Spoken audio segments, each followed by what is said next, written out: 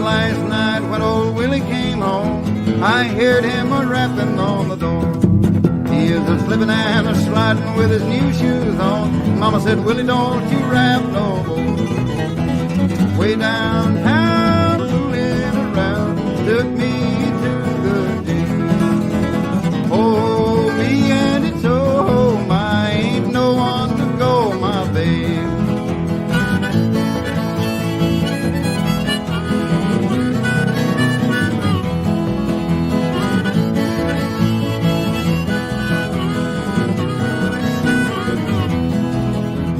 Wish I was over at my sweet Sally's house, sitting in that big armchair. One arm around this old guitar and the other one around my dear. Way downtown, fooling around when they took me to the jail. Oh, me and it's home, I ain't no one to go, my babe.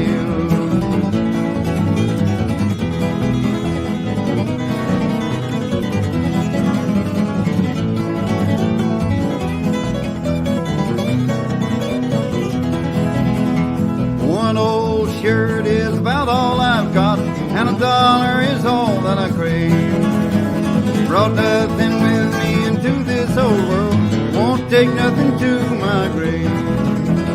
Way downtown, fooling around when they took me to the jail. Oh, me, oh, my, ain't no one to go, my babe.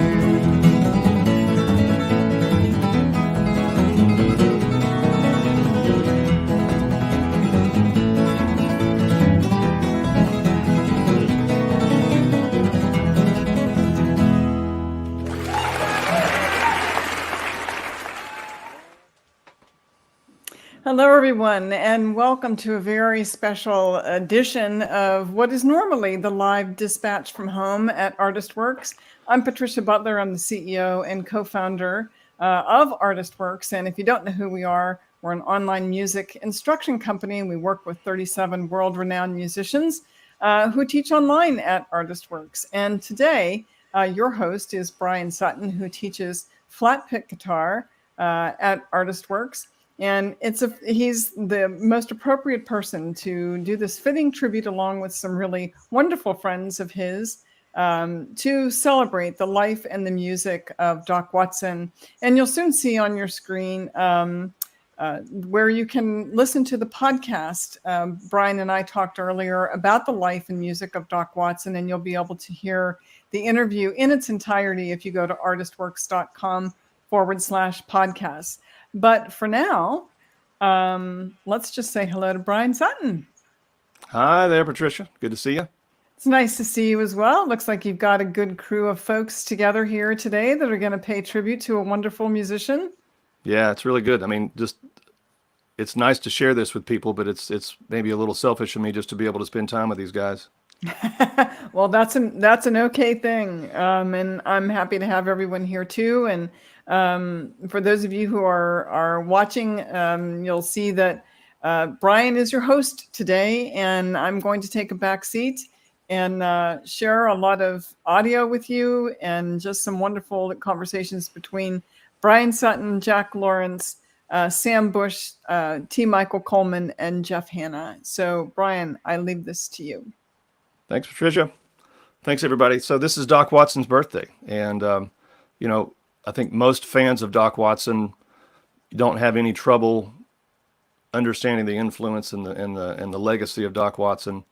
Those of us that were fortunate to be around him, seeing play live, or get to know him, cherish those memories, and we all hold those dear. So that's kind of what I want to get into with these folks here today, just sharing some stories and sharing some music. And all these guys were sort of pivotal members of Doc Watson's sort of storyline, if you will. Certainly from when he sort of came to more national prominence, but bottom line, we're here to celebrate Doc Watson. And so without further ado, we have T. Michael Coleman, Jack Lawrence, Sam Bush, and Jeff Hanna. Everybody. Howdy. Hey. Hi. Nice to see you guys. You got a great chronology of Doc's career right here. Good to see I know. you. Yeah. I'm so happy you Yeah. guys were all available and agreeable to do this, and it's a little funky here with the the technology, but we're going to get it, and it's good. So anyway, again, thank you so much for being here. Happy Glad to. to. Basically, Great to be here. what I wanted to do is just sort of start with each one of you and kind of just allow you to talk about your experience with Doc. And I have a couple of questions for each one of you. And I want to start with T. Michael from Mayadan, North Carolina. That's right. You said it right. And the first question here was, when did you first either hear or even know about Doc Watson? When I went to college in Boone, I was more of a rock and roller, in combos. And I went to college and I went into Jeff Little's father's music store, Dixie Music. And there was a display there. You. Go ahead, Jack. Go ahead, T. Michael. There was a display of Doc Watson recordings there in one section of the store. And I asked Gerald Little, I said, "Who is that?" And he goes, "Who is that?" "That's Doc Watson." I go, I didn't have any idea who it was. And he handed me a couple of albums, and I went back to a friend's house and put the LPs on, and I go, I get this. I understand what they're doing. You've always referred to it as the Doc pocket. Mm-hmm. And there's a bass that just fits right in there. And I thought, I want to play with those guys. But it was a few years before that would come about.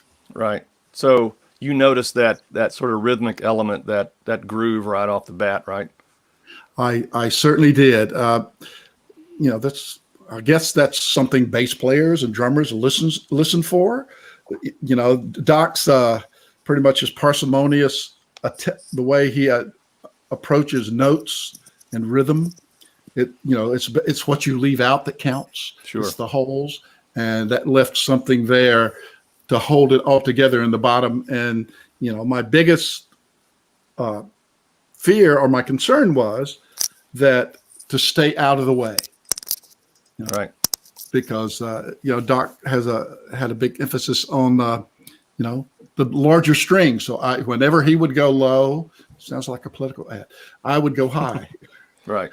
So Cool. I think I knew to listen to the guys and instead of just charging ahead. Cool. Let me move to, hey, Jack Lawrence, are you having some technical issues there, buddy? Can you hear us okay? I can hear you. I didn't hear a word. Didn't hear a word from Coleman there. Yeah, he said lots of terrible things about you. Well, I want to ask you the same question, Jack. Yeah. So what was your first experience when it comes to even hearing Doc Watson or knowing about Doc? I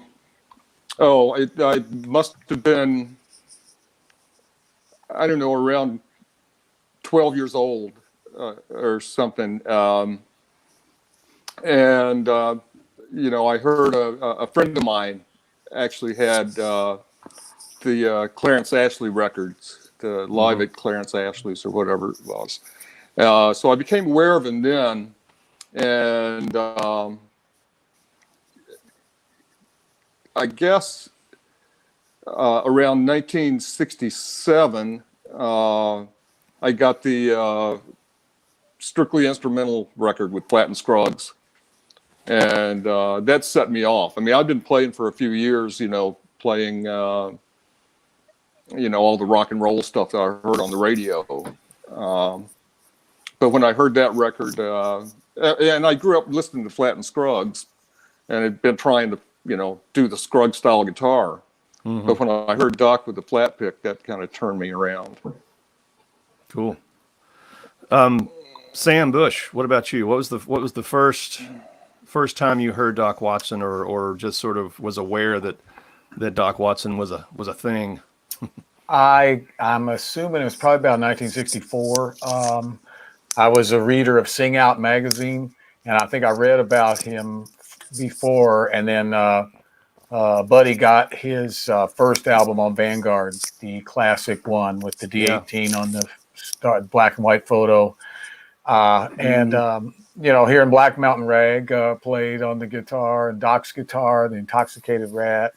But his banjo picking, his harmonica playing, but his singing, everything was just it was so wonderful. But that was the first that I got to hear Doc. And so by the time the Flatt and Scruggs record came out, I was definitely aware of who Doc was and already a fan of his play. What were you doing musically? Were you in a band at that point, or still kind of hanging around? I was just trying to learn to play. I think I was the kid fiddler in a band called the Grayson County Boys that featured, as it turned out, the lead singer was a guy named Danny Jones that later sang with the group, the Bluegrass Alliance. Right. But I was just trying to learn to play. And interestingly, I played when I was a kid with a blind guitar player. His name was Gib Cassidy. And when I got to see Doc play at the Roanoke Bluegrass Festival, which I learned about from reading Sing Out Magazine, the ad, I got to go. So I was 13 in 65 at the Roanoke Bluegrass Festival. And getting to see Doc's hands and how they worked. All right. That's the way the man that I played with played.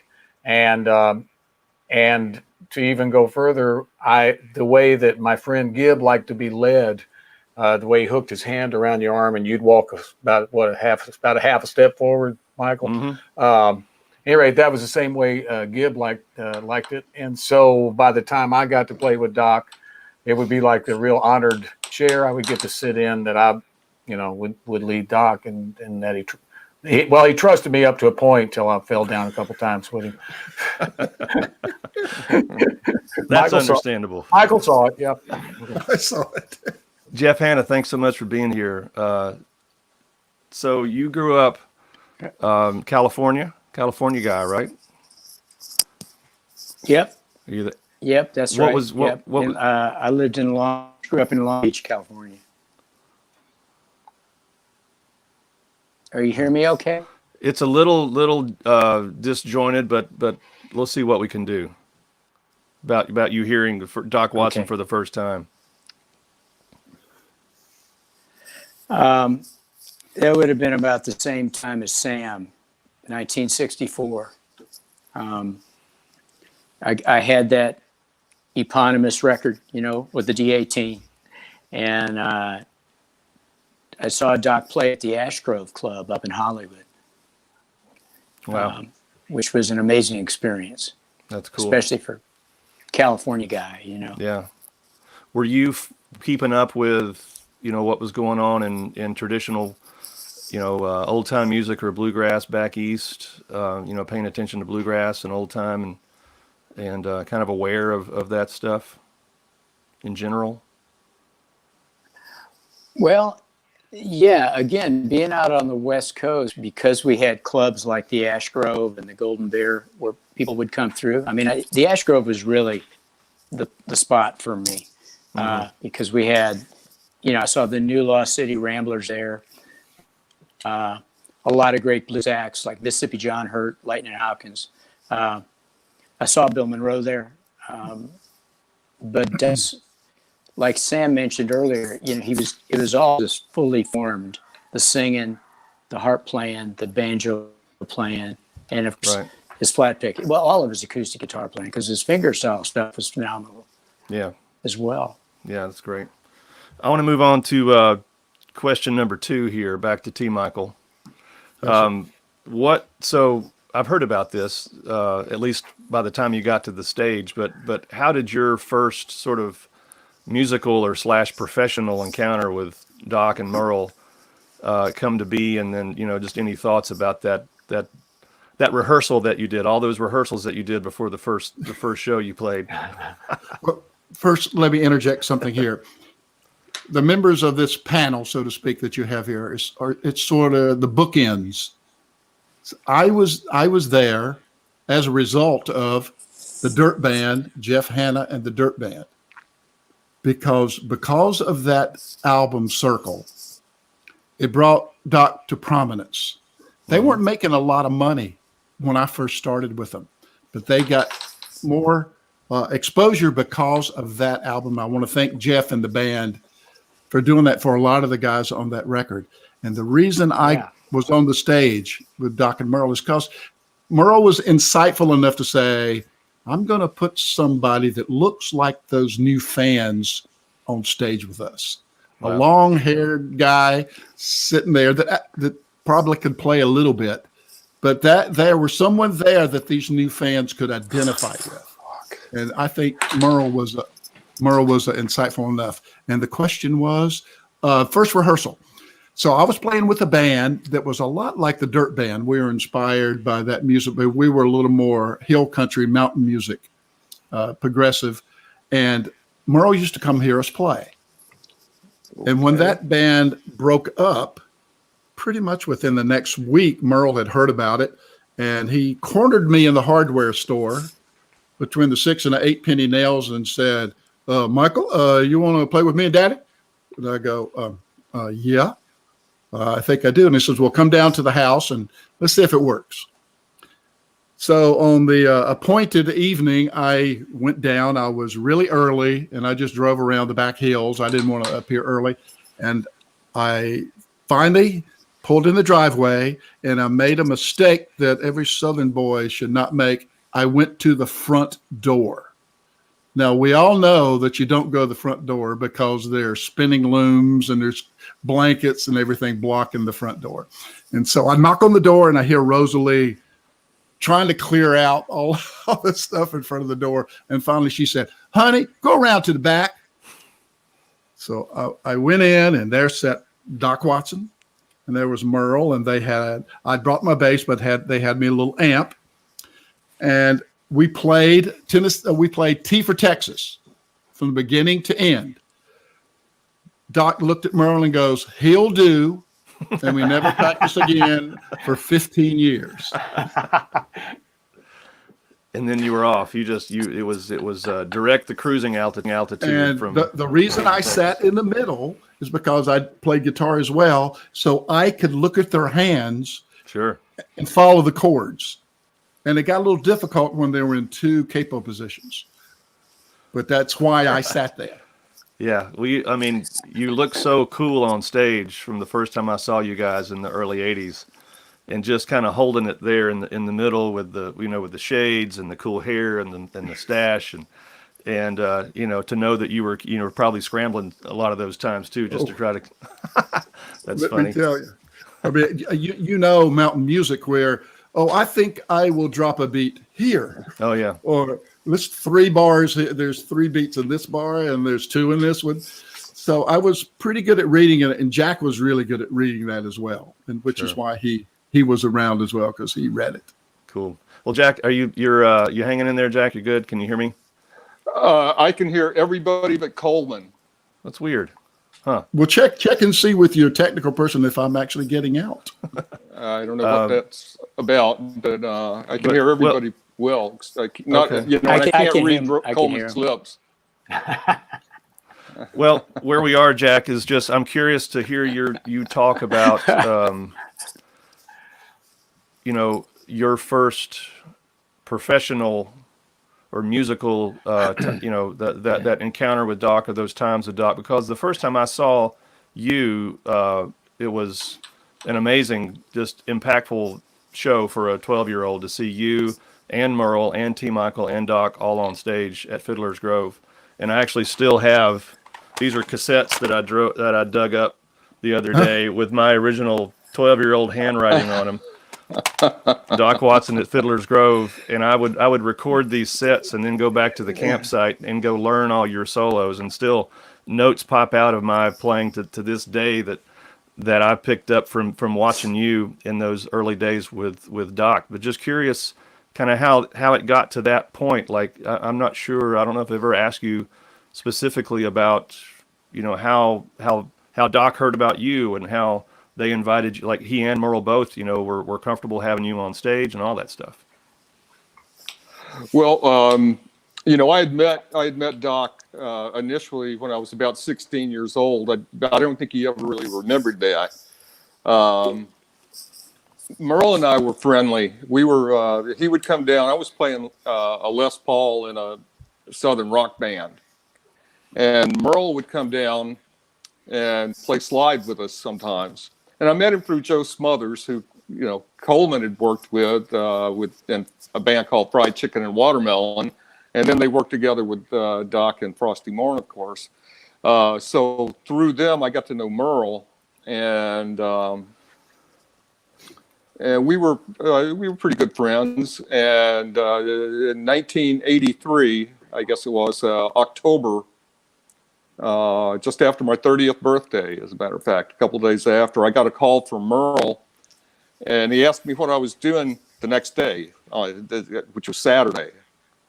So I said, well, I just planned to mow the grass. And he said, well, if you want to get out of doing that, I'll leave a plane ticket for you to fly to Chicago. We meet Doc at the airport and play a show. So I did. I met Doc at the airport. Learned pretty quickly how to lead him through the airport. And we got to the gig, which was just outside Lake Charles, Illinois. Outdoor gig. We did the sound check, and I figured, well, we'd do a run through after sound check, maybe rehearse a little. That didn't happen. And I came to realize, as the years wore on, that rehearsal was not one of Doc's favorite things. So he just asked me, do you know this song? Can you play Way Downtown? Can you play this? And I, check. I can do all that. And that was it. We went out and did the show cold.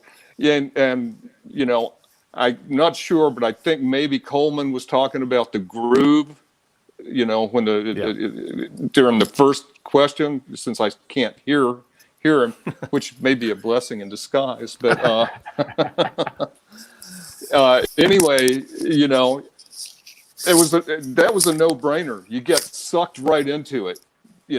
Doc and Coleman were so solid together that it was really hard to screw up. Right. And it was just all very natural to me. The only thing I had a bit of a problem with for the first few jobs was, thinking I needed to play as differently as I could from Doc, Right. Because I'd heard other guys play with him, and there was one guy in particular, a guy named Dave Sylvester, that sounded exactly like Doc to me.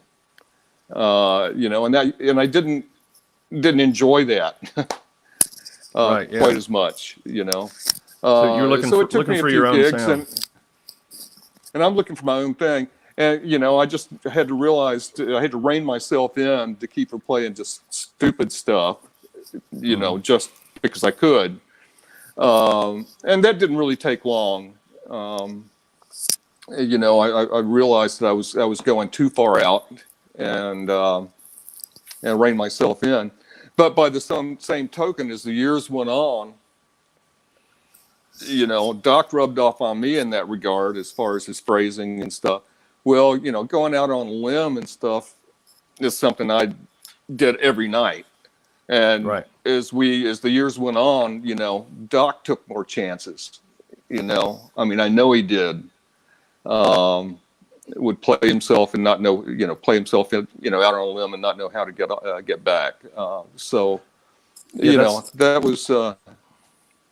That was pretty interesting when but of course, we played together, almost 27 years. And so, that's kind of bound to happen. Doc would, we would work up these arrangements as we played them on stage for the first time. Mm-hmm. And I would find a little hook or a little lick that I wanted to do, a little signature thing. And I'd play it, and we'd do about 3 or 4 shows. I'd noticed that on a few things that Doc was playing my lick, and I had to come up with something entirely different. You got it. I liked it. That's cool. Let me go to Sam Bush just to kind of keep it rolling here. One of the, at least for me, watching those festival tapes from Telluride, late 70s, seeing you on stage with Doc and Merle and Norman Blake and Dan Crary. And I know you were part of putting all that together, but you had been around Doc before then, touring with Doc and Merle and T. Michael. When did you first start professionally kind of being able to be on stage with Doc, and just sort of those first encounters with you as a pro? Yeah, when I made my living, we started our association. Kind of started in Winfield, Kansas, in '74, and we played there on the same bill. And then we, the Newgrass Revival, went on to open a number of shows. Michael might remember better than me, probably about 10 or more shows where we went on to Colorado. I know we opened up so it was Doc and Merle and Frosty Morn, Merle's band. And so we'd play, then Frosty Morn would play, and then Doc and Merle and Michael would play. And so as that tour progressed, Courtney Johnson and I would end up sitting in with Doc and Merle at the end. And then so we went on to California. I know we went all the way from San Diego up through Hollywood. What was the name of that theater, Michael? Pilgrimage Theater in Hollywood. Yes. And then, but the whole tour ended up all the way up. One of the greatest experiences of my life was when we got out in the redwoods and we went inside this huge tree where we all, Doc and all the Frosty Morn Boys and all the Newgrass Revival, we all went in this tree, and Doc started singing a gospel song inside this giant redwood tree, and it was a chill bump moment. And so then we went on, I think a tour ended in Redwood, California. So with that association, getting to jam on stage with Doc and Merle, when they went in the studio later that year, Thanksgiving weekend, I think, in Nashville to record the record Memories. So getting to play on the album Memories was such a musical thrill and highlight. And what do you one of those, what are we doing here? How'd we get here? And, but Doc always led by example. And I remember, so the first tune we recorded, we were listening to a playback, and I must have been trying really hard to impress, and I just remember Doc leaned over to me and said, son, we're gonna play some more tunes after a while too. In other words, you don't have to throw in everything in the first song.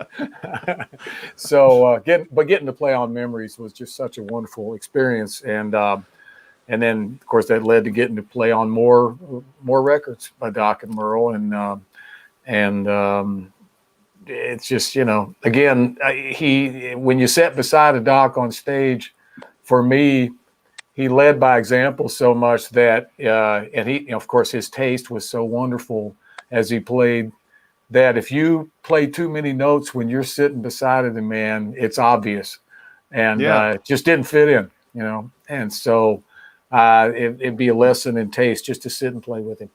That's a good way to put it, lesson in taste. And we were talking in this podcast the other day when I recorded with him, and you sort of feel this accountability. And it's not like a straitjacket or anything. You want to go and do your thing, and you're inspired to play, but it's just such an example. That's a good way to put it. Just an example of his playing that kind of helped you figure out what the best version of you was going to feel like. But you, on those records and in those early days sitting in on that last set, you were playing mainly fiddle, right? And not so much mandolin? Yeah, well, I mean, with Merle and Michael and Doc, I don't think you really needed more rhythm. Mm-hmm. And but it was a great thing that went through on Memories. That was kind of an overview of his whole musical life. Merle was trying for in that one record, and a double set record. And so one of the tunes we played was one that Gaither Carlton used to play called Pear Tree. And so Doc had sent me a cassette tape of it, and I tried to play as close to Gaither Carlton as I could. And so after the record came out, Doc paid a nice compliment when he said Rosalie heard that tune Pear Tree, and it brought a tear to her eye because it sounded so much like her dad. So in that way, I felt like I'd done the right thing, and but yeah, Doc was he liked my fiddle playing, and so that gave me a lot of confidence on the instrument. That's great. Jeff Hanna, I want to get into the circle record in a little bit, but just curious, were there other sort of professional kind of crossing paths with Doc Watson? I mean, I'm not 100% sure of kind of the trajectory of the Nitty Gritty Dirt Band, through the, maybe late 60s, early 70s, but just curious, just with you personally, were there sort of more professional level encounters with Doc, maybe even before that circle record?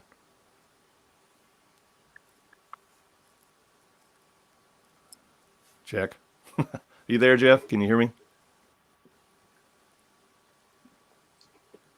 Oh, yes. Test. Yeah. Test 1, 2. Can you hear me, Jeff? Can you hear me? Yeah, it's a little. Sorry. I'm sorry. We're in pixel land here. Okay. Yeah, Well, I I was can just hear you asking now, yeah. about again, sort of your take on any kind of early professional encounters with Doc, maybe before the circle record, because I want to get into that a little later.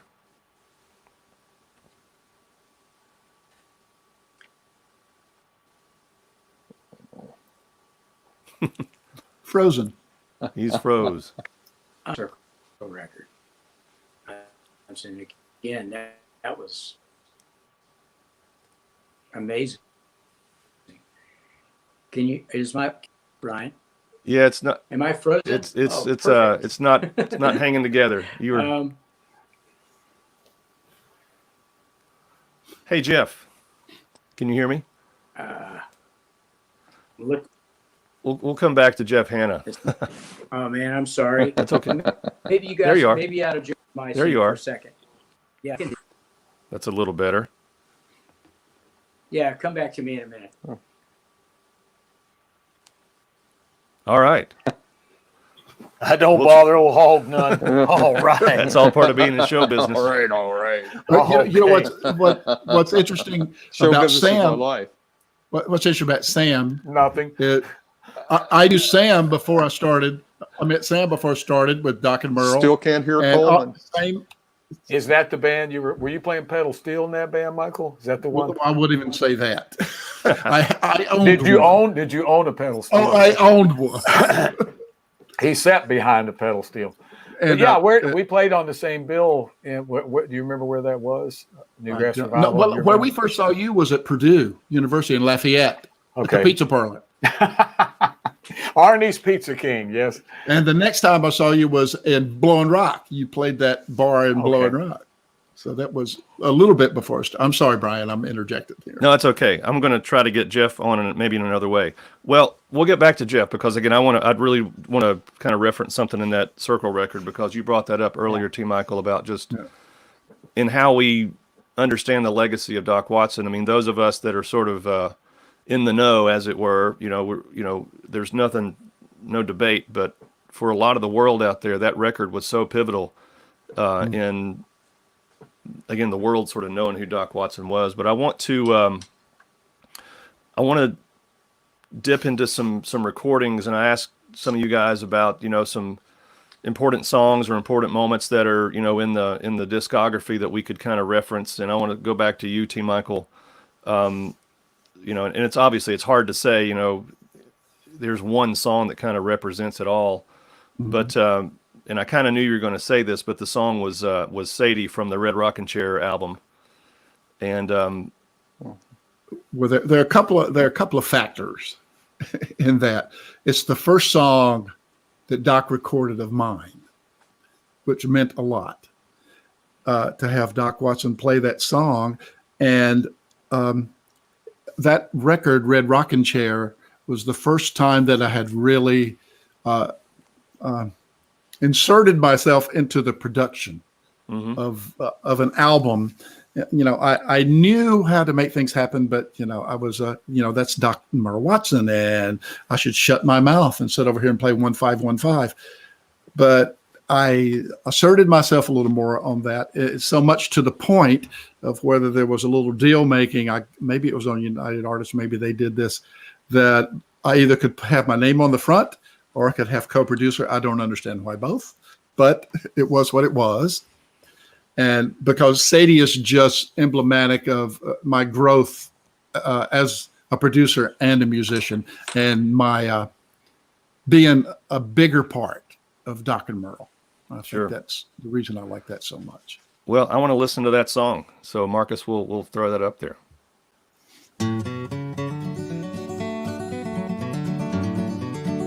High on a hill sits a whippoorwill, singing out his old lonesome song. Is it he, or I wonder is it me, for I've been away from Sadie too long. Sadie, Sadie, oh what a lady. Sadie, Sadie, oh what a girl. Sadie, Sadie, oh what a lady. Sadie, Sadie, Sadie, you're my world.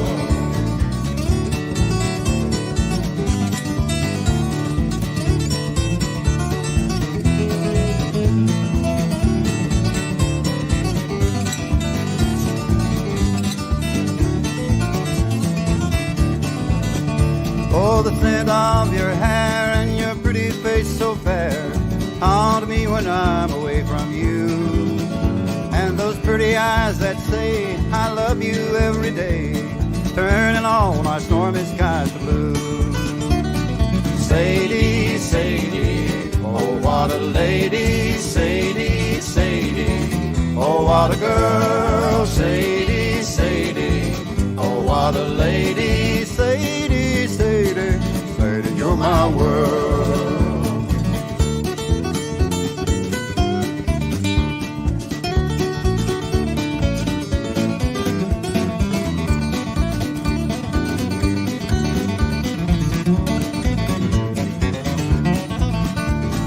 While the moon shines bright, will you meet me tonight under that old lonesome pine?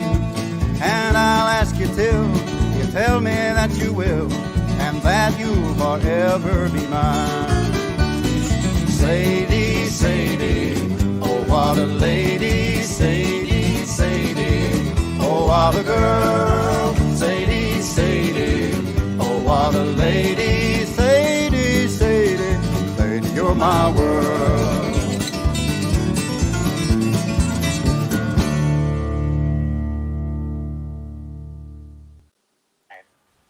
You know what the best part of that track is? When Doc chuckles. When he chuckles after his break. That means he was in it, man. He was in it. I would too if I could play like that. I sang both harmony parts on that as well. I was wondering. Yeah. And on that, I'll be quick. I'm sorry, but there's another song on there, "Smoke, Smoke That Cigarette," where Doc starts off as do do do do do do do do do do do. There's no count, right? Oh, really? So Doc says, "Michael, go in there and double that on the bass." There's no count. So I'm listening to the playback on the head of the recording, and I'm listening for grunt, squeak, and then I start off. That's funny. That's the way I did it. Well, I love that. You mentioned that Doc Pocket a little while ago, and just, again, I kind of go back to just real impactful things for me. Seeing Doc Watson also meant seeing you and seeing Jack and seeing Merle in that sort of 1983, 85 kind of zone. And just when you would go to that bouncier staccato, whatever you want to call it, it was just so good. And it always is. I love it. I'm such a fan, and it started my sort of love for bass. And, I'm a big fan of like Roy Husky and Bob Moore, some of these Nashville session, legends, and they would do a similar thing to get into that sort of double hit. Boom, boom, boom, boom. I just love that. I can't get enough of that. It turns my stomach upside down to hear that. And so thank you. I appreciate it. That's another part of that. Like you said, it's a part of that pocket that just staccato just gets you out of the way quicker. Yeah. So if you go, a lot of bass players go doon doon doon doon doon, but if you go doon tick it doon tick it doon tick it doon tick it doon tick it doon, you're just driving it. You're driving it to Detroit. Yeah. So, Yeah, man. By the way, I've got Jeff Hamner here on my phone, and we're going to talk to him. We've figured things out. We are adaptive here, and in ArtistWorks land. So we'll come back to him in a second. But Jeff, are you there? I'm here. Can you hear me? Everybody can hear Jeff over there. Well, Yes. I just want to give you a chance to answer. Was asking you earlier about any kind of early professional encounters with Doc once the Dirt Band was kind of going on. And again, I want to get into the Circle record a little deeper a little later. But just curious of, once you weren't, the kid in California going to the Ash Grove or the fan there when you were a touring professional, did you encounter Doc and Merle on the road anywhere? We crossed paths with Doc and Merle a few times, but there wasn't a lot of interaction. You said hello and told them what a fan I was for sure. Right. And I know all the guys in the band. That was one thing we all had in common. We idolized Doc. Right. And you guys were mainly on the West Coast at that point, or were you coming back east much? Well, we were touring. We started really touring all over the country in 1970. Right. After when Bojangles was a hit. Mm-hmm. And so you would see Doc when you would sort of see him were they opening for you guys, or were you just sort of, on the same kind of festival or bill or anything like that? What was the scene? Well, more likely it would have been a festival. Right. Yeah. Cool. Well, again, I want to get back into the specifics about the Circle record here in just a second, but I want to go back to Jack Lawrence, if we can, and talk about the song "Blue-Eyed Jane." Again, I asked Jack about important recordings and moments with Doc that we could kind of reference here, and there was some resounding kind of similarities in some of the answers for other folks that are listening out there. And we're going to get to one of those later in the set here, but Blue-Eyed Jane, Jack, what prompted that? That was on excuse me, the first record I did with Doc, called Portrait. And it was the first time I'd been in the studio with Doc, so I didn't really know what to expect, what was expected of me. Am I gonna sit there and play rhythm guitar? Am I gonna have a solo once in a while? Because on the shows, the solos were pretty much evenly divided, but I had no idea going into the studio, what was gonna happen, and not a whole lot of an idea of what material was going to be played. So Blue-Eyed Jane, just from that record, that and Country Blues that he did solo, there were the two songs on that record that really do it for me. And I don't know, since I have not been able to hear Coleman, I don't know if he has chewed any of this It's okay. cud before me, but anyway, we did have a groove, but when Doc, and this happened live a lot, when Doc would do a solo, he'd pick it up a click. Mm-hmm. And then when he came in to sing, it would go right back down. Well, if you listen closely to Blue-Eyed Jane, when Doc starts playing the bridge, the whole band just follows him, and it goes up a couple of clicks. I mean, it's so done so smoothly that a lot of people wouldn't realize that was going on. But during his solo, it just went up, 2 or 3 clicks, and then gently came in for a landing just before you came in to sing the last verse. And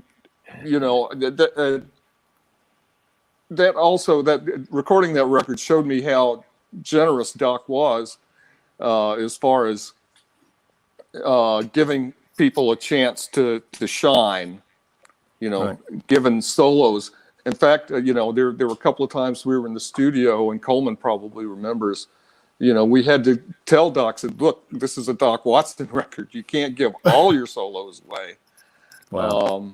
But he made room for everybody on the recordings, and it's quite an honor, quite a jolt, when I listen back to some of that old stuff, and he says, "Play it, Jackson." Yeah, I like that. Let's listen to it. Here's some Blue Eyed Jane.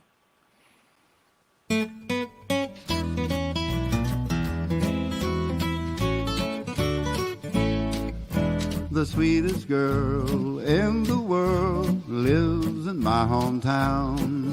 We fell in love like turtle doves while the moon was shining down. I asked her when the wedding bells would ring. And she said, oh dear, it seems so strange for this to happen here. She is my sugar pie. Oh, to me she is the sweetest gal. I love her so, my blue-eyed Jane. And when the sun goes down and the shadows creeping over town, she meets me in the lane, my blue-eyed Jane.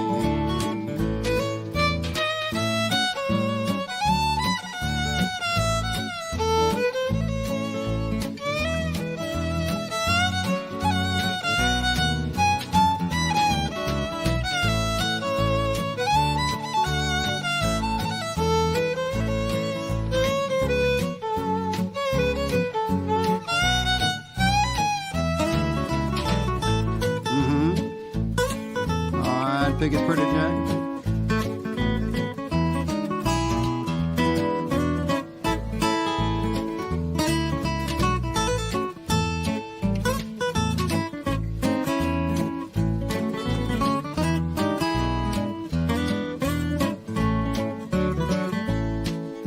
Listen here, Janie dear, I've come to say farewell. Sweetheart, you know I love you so, much more than there's words to tell. But I must go away today, honey, won't you come with me? 'Cause I'll be blue, missing you, longing every day for you, my little pal. Oh, to me you're the sweetest gal. I love you so, my blue-eyed Jane. And when the sun goes down and the shadows creeping over town, please meet me in the lane, my blue-eyed Jane.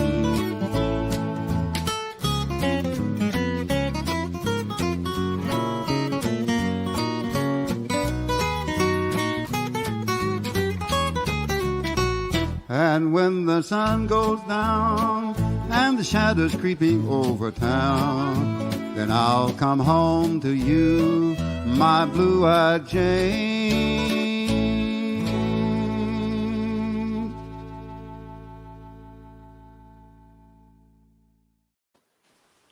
Yeah, man. How warm is that? How warm is that voice? I know. Well, it strikes me, Yeah, man. Doc's style, musical style, is so broad. His range, as they call it. If he was an actor, his range is so wide. And I mean, I'm curious about that. I mean, he just liked a good song. It didn't matter if it was Flatt and Scruggs or a hymn or a Jimmy Rogers song or a T. Michael Coleman song. He liked a good song, right? Oh, Absolutely. Yeah, he liked a good song, for sure. Nights in White Satin.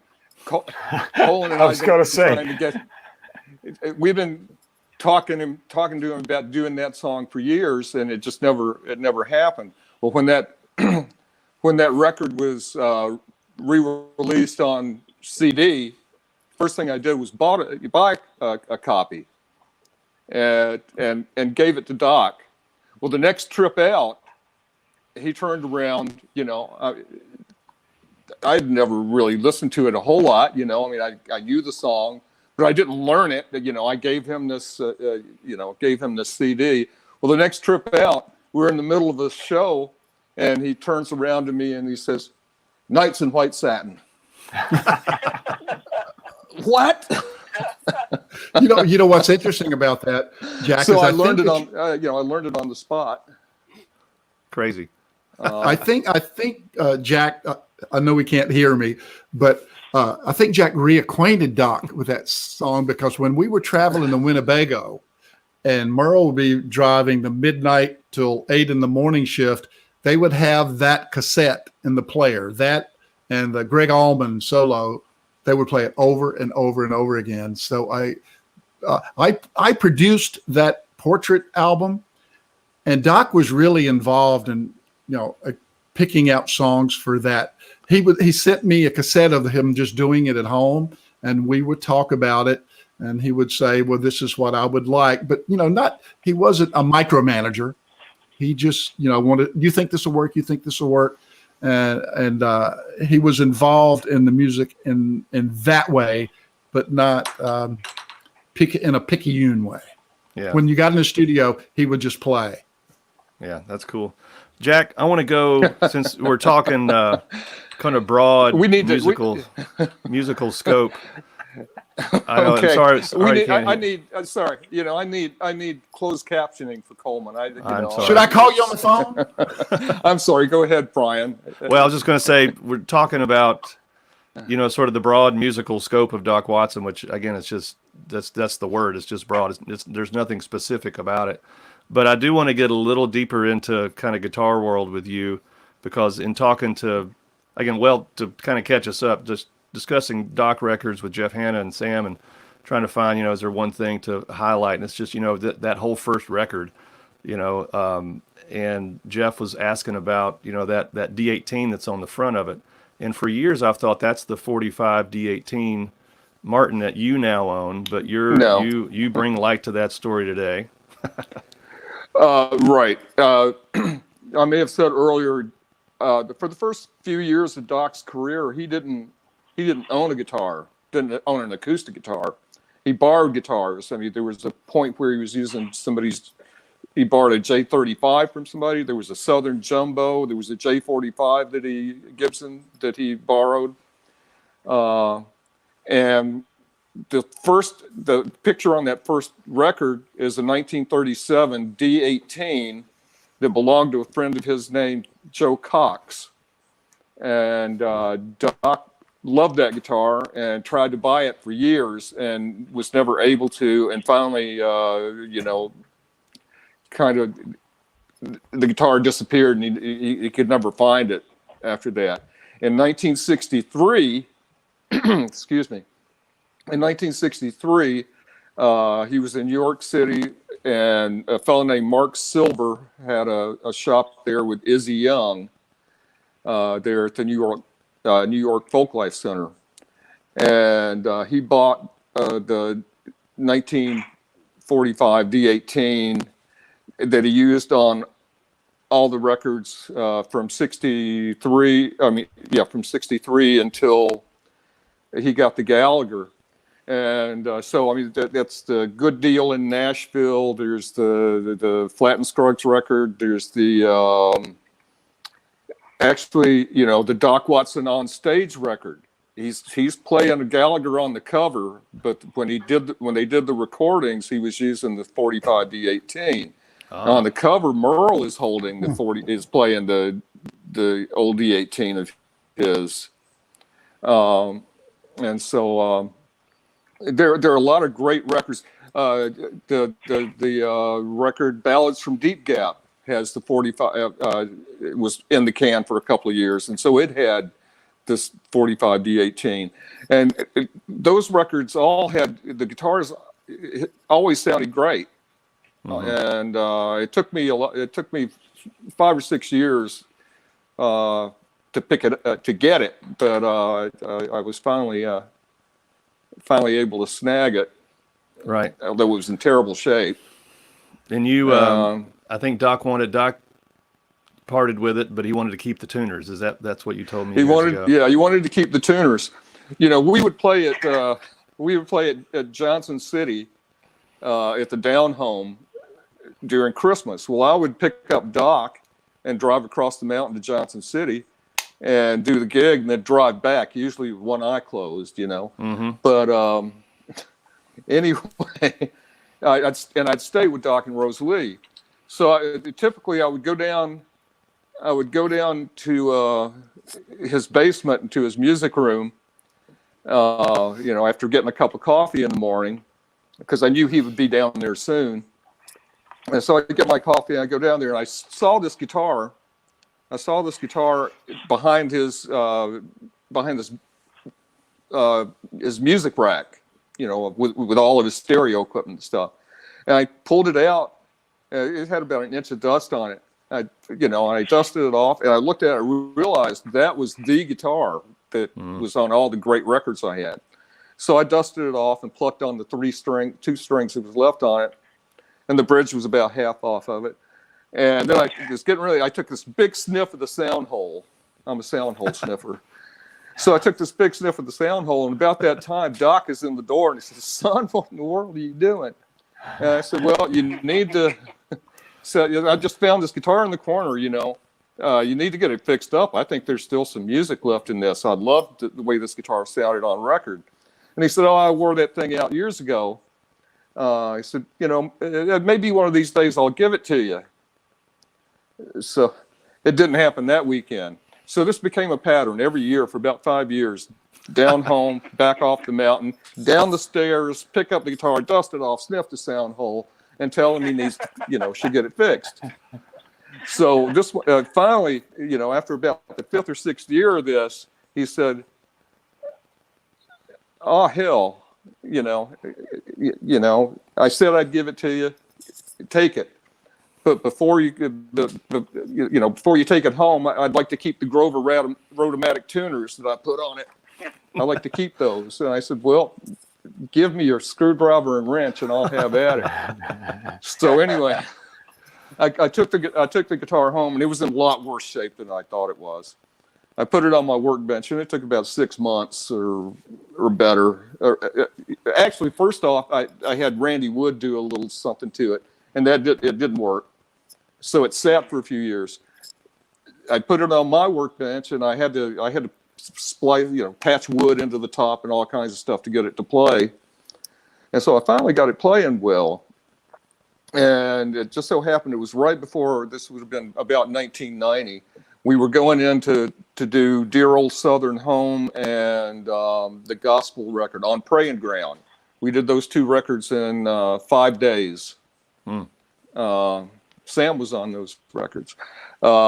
Anyway, I just gotten the guitar together, and we were in the studio, and I slipped it in his lap, and he hit a lick on it, and he knew as soon as he grabbed the neck, he knew the guitar, and he went on and on. This guitar was such a good old friend to me, and you really got it. It's playing great. It sounds good, and I could tell by the look on his face. Sorry. Yeah. That all right, I'm back. Yeah, I could tell by the look on his face that, hey, I should have kept this guitar, So I leaned over and whispered in his ear, "Well, maybe one of these days I'll give it to you." That's awesome. I got to, you mentioned the Gallagher that he got into after he played that D18, when he started that relationship with Mr. Gallagher, as he would say. And Right. I got to sort of be a curator of that for a little while. It needed some work, and some buddies of mine here in Nashville kind of oversaw that. But I was, I took it. I remember I showed it to Sam, on a session or a rehearsal or something, had it around for a little while. But Hot Rise, we did a show over in Wingate College. You reminded me of that, Jack, back several years ago. And I had the old Gallagher, and I said, "Jack, bring the old D18 out, and we'll play them together." And it was just a little haphazard, just set a little iPad up in the corner of the dressing room where we were, but was checking those videos out the other day, and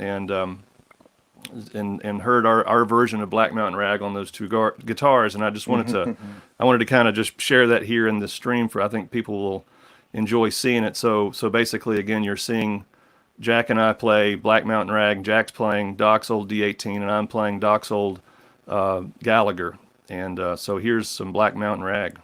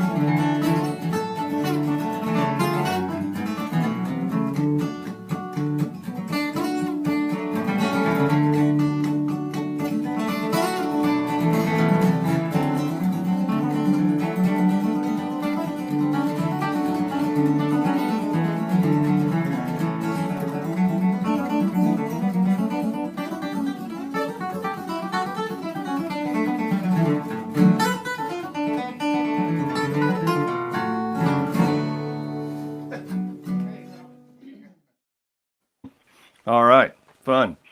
Thank you, Jack Lawrence. Indeed. I played with you. Team Aka was there.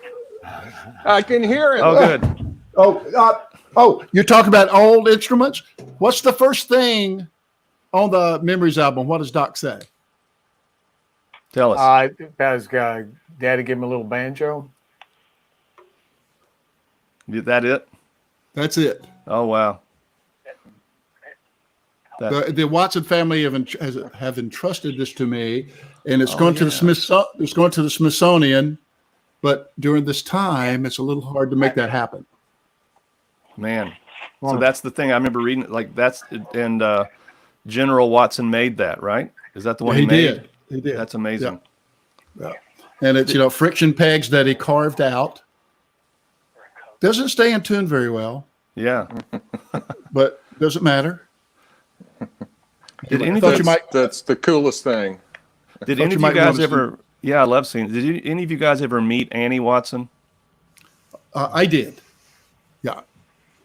Okay. I did when they used to have when you were playing with Doc and Merle, you were part of the family, so they had picnics, and so they would be around. Cool. Well, Willard, I love Willard. yeah, right. It was great to hang out with David at those Merle Fest backstage. He was such a sweet guy. Yeah, he was.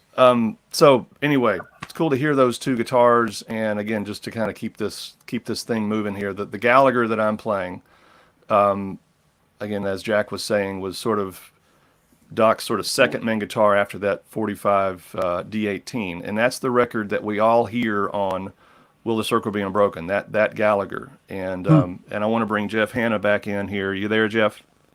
I am. Can you hear me okay? Yeah, everybody hear Jeff in there? Yes. So, Jeff, I want to talk to you about, again, part of this whole show here is about the legacy of Doc Watson. And I feel like just to, again, like we said earlier, I mean, Doc's whole complete individual catalog is what it is, and it's undeniably, some of the best stuff in the world of music ever.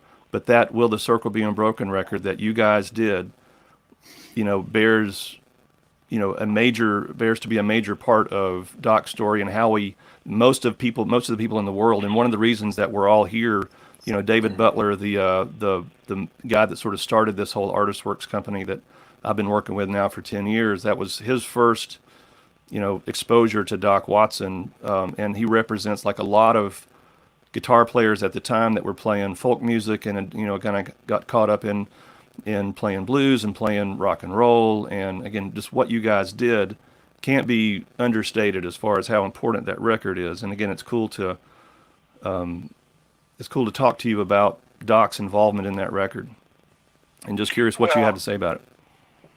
Well, it's interesting because it was a while before I really felt that impact, and I remember Doc, Jimmy Martin, and Vassar as well, talking about what a boost that gave their careers. But to me, Doc never really went away. Right. I always felt like he was a hero and an icon from that first record in '64. But then I think maybe because of the Circle record kind of made it cool for younger folks to get into bluegrass and get into mountain music and old-timey music. That as a platform, I'm grateful that we're, in some way responsible for that. Right. And that was cut about 50 years ago, right? 1971 was the actual tracking year when it was released in 72. Do I have that right? We cut that record. Will be 50 years ago this summer in August. Wow! Congratulations. Thank you. What? I'm waiting for the watch. Don't worry, guys.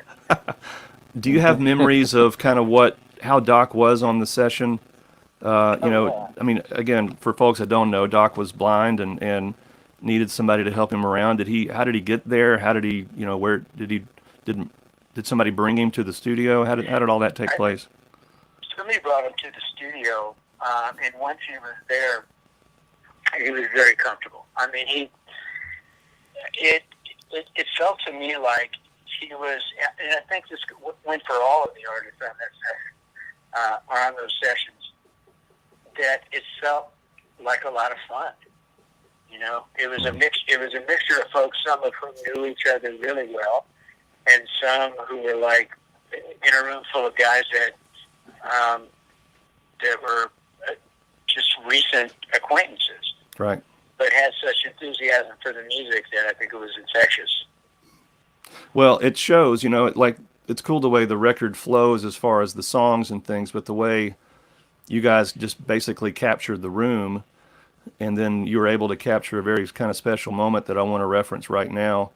Sure. Put a little edit together of Doc's first meeting with Merle Travis, and so just want to listen to that. Thank you. Okay. Yeah, that's where I first got acquainted with music. Is that right? I didn't play professionally until the early 60s. The early 60s? Early 60s. Yeah. That's I've been. Yeah, first time I met. I named my son for you and Eddie Arnold. That's what I heard. I appreciate that. Well, I figure that if a little of that good guitar picking might rub off on him. Look who's talking. Hey, that guitar, by the way, rings like a bell. Pretty good old bumps, and Mr. Gallagher made this thing. Try one, Doc? Let's see if we can put down a take. Where's the harmony at? Right here? He's talking in the bass player. Come on, Jim.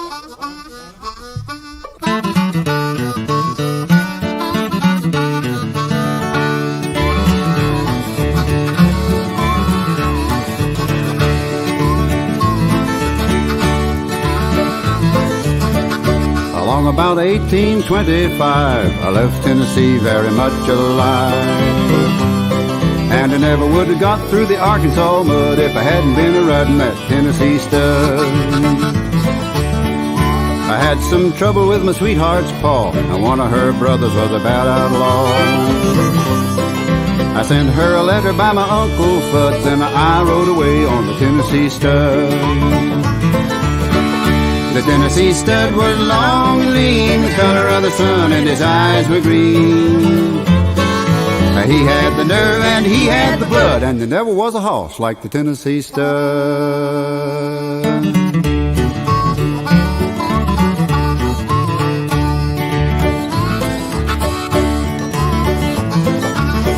We drifted on down into no man's land. We crossed that river called the Rio Grande.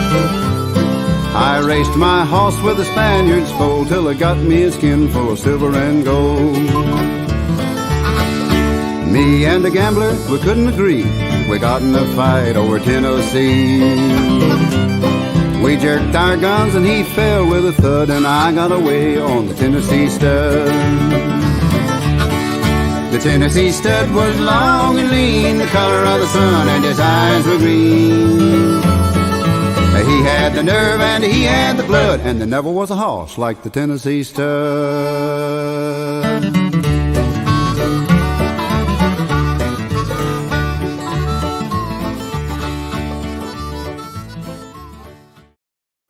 Cool. So that was Doc meeting Merle Travis for the first time, and then hearing a little bit of the great Tennessee stud. So again, thanks, Jeff, just from music fans around the world for, putting all that together. I know that, just we're trying to get a little Zoom call or StreamYard call here going tonight. And but anyway, just again, was an important record for Doc. And as you say, I mean, all those guys, Jimmy Martin and Maybelle Carter and Vassar Clements, and like T. Michael said earlier, just the fact that he was playing with Doc and Merle, as you said, right, T. Michael, was sort of Merle's realizing that, there was this new fan base available, and that was important as a the business of being on the road and perpetuating your brand and selling your music. But having you out there made it possible musically, made it better musically. So it was just such a good meeting with all you guys. Thank you. Well, I'm really honored to have had any small part in that. Again, it was sort of paying it forward for us, because the inspiration that Doc was when we were kids was immeasurable. Right. Cool. I want to get back to talking to Sam here.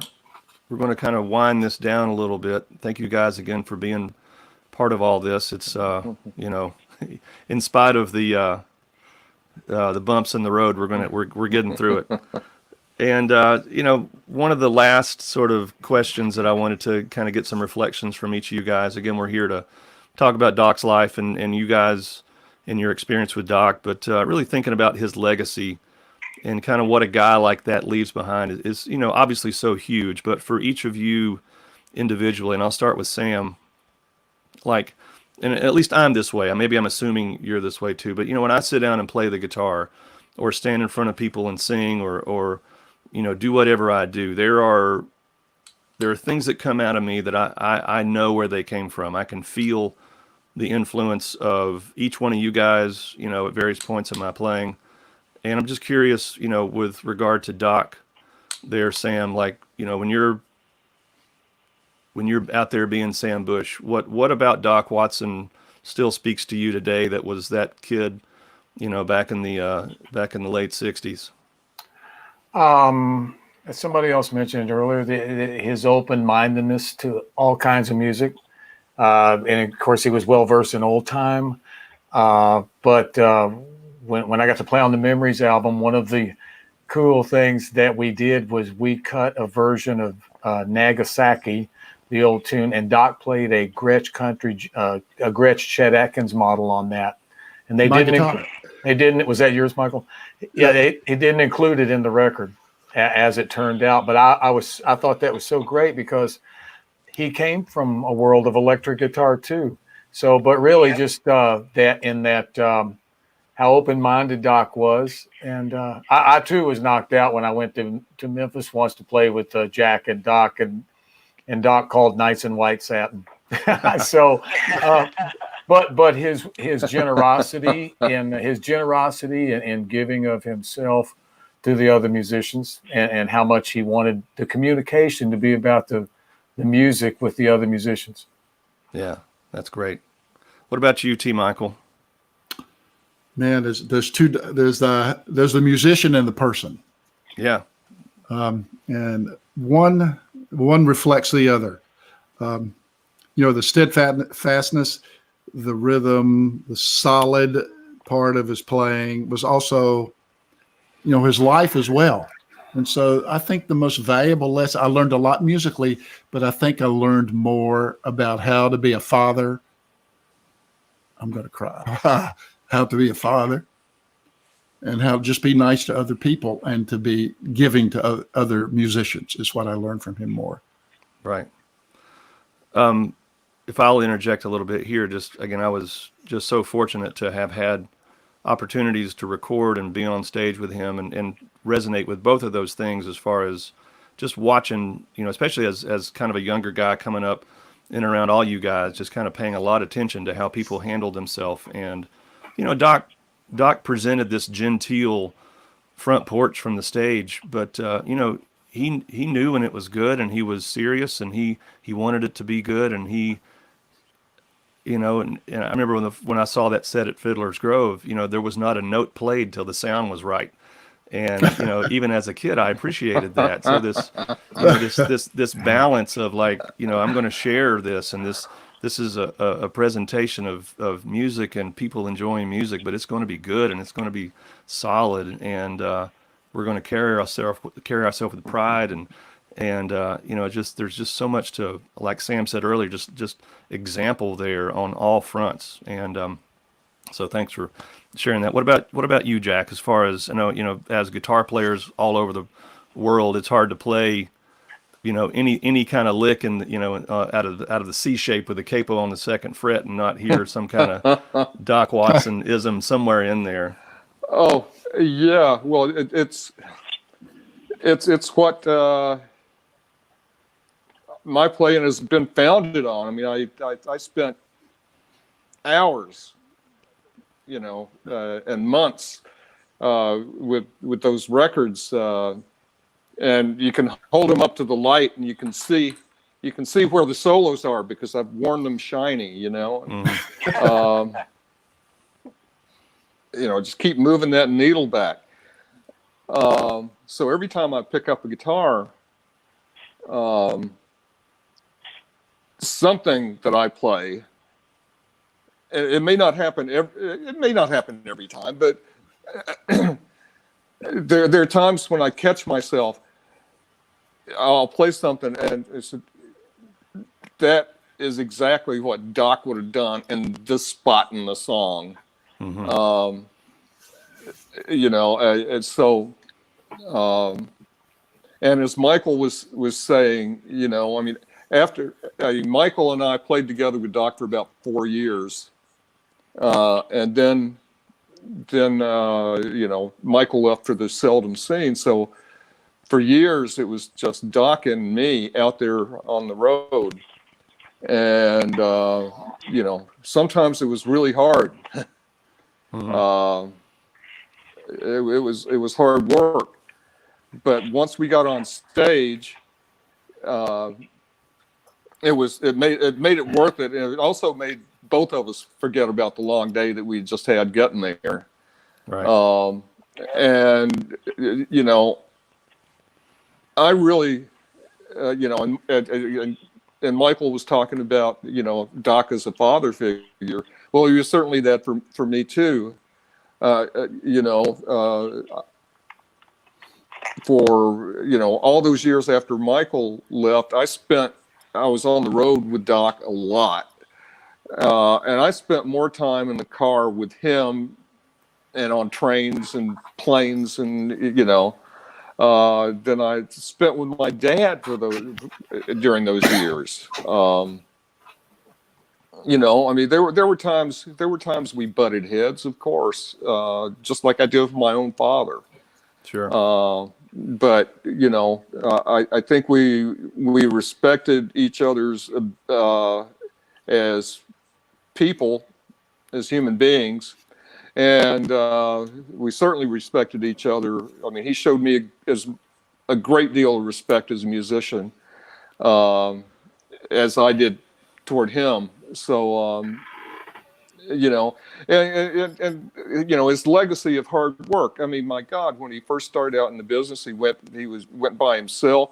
And as a matter of fact, he didn't have enough material for a set of music. He knew bits and pieces of these old songs, but in order to make a living for his family, and Ralph Rensler convinced him he could do it, he had to go back and relearn these songs and learn songs that he was not really, had maybe heard, but was not familiar with. So he made himself over from that electric guitar dance band guy to the folk music person that we love. And he did it in like a couple or 3 years time. Right. And that's remarkable. Yeah. Remarkable. So, his love of family fueled that desire. I mean, he loved the old stuff, don't get me wrong, but, his love for his family and wanting to provide for them is what fueled the desire to hit the folk music scene and learn that stuff. And he came to make it his own, and he always loved it. But as has been mentioned here, quite often, he liked a lot of other stuff too. Yeah. So let me interject one thing here about the impact of Doc Watson, and I think this sort of sums it up. I recently, my other life, I do video production. We were interviewing Dr. Fauci and Kelly, the chairman of NIH, and the other guy. These three guys were responsible for the Moderna vaccine. Those guys and Dolly Parton.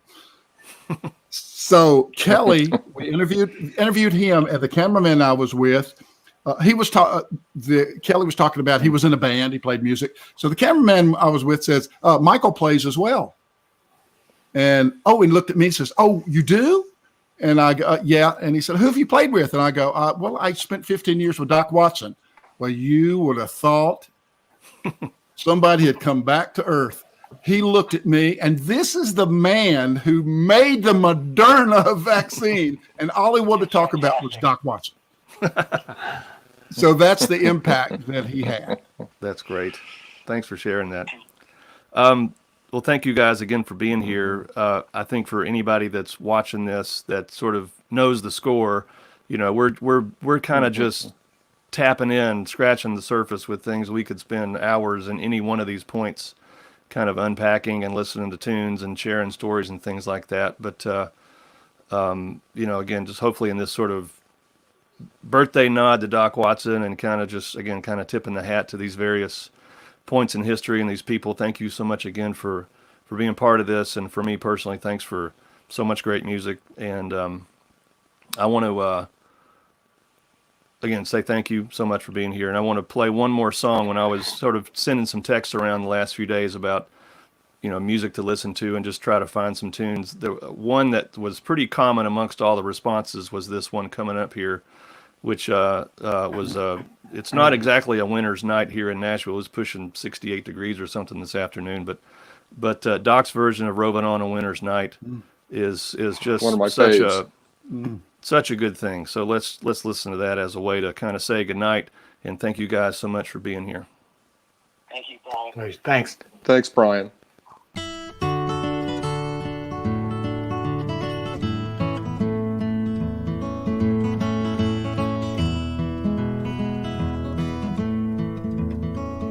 a roving on a winter's night, and a drinking good old wine, thinking about that pretty little girl that broke this heart of mine. She is just like a butter rose that blooms in the month of June, or like some musical instrument that's just been laid like you.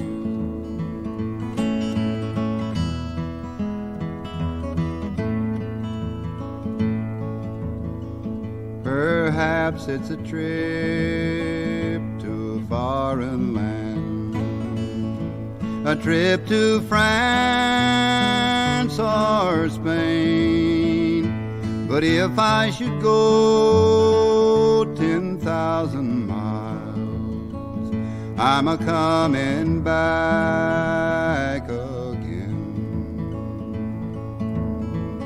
And it's who's a gonna shoe your poor little feet, who's a gonna glove your little hands, who's a gonna kiss your sweet little lips, honey, who's a gonna be your man.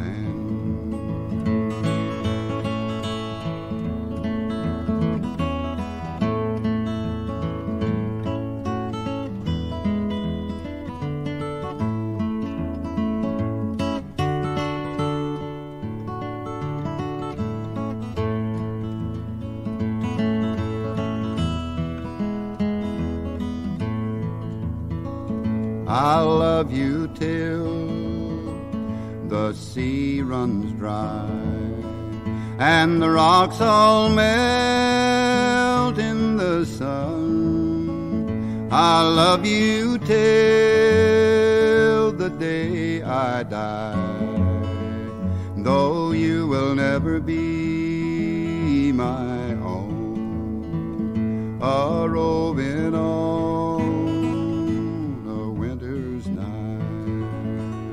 and a drinking good old wine, thinking about that pretty little girl that broke this heart of mine.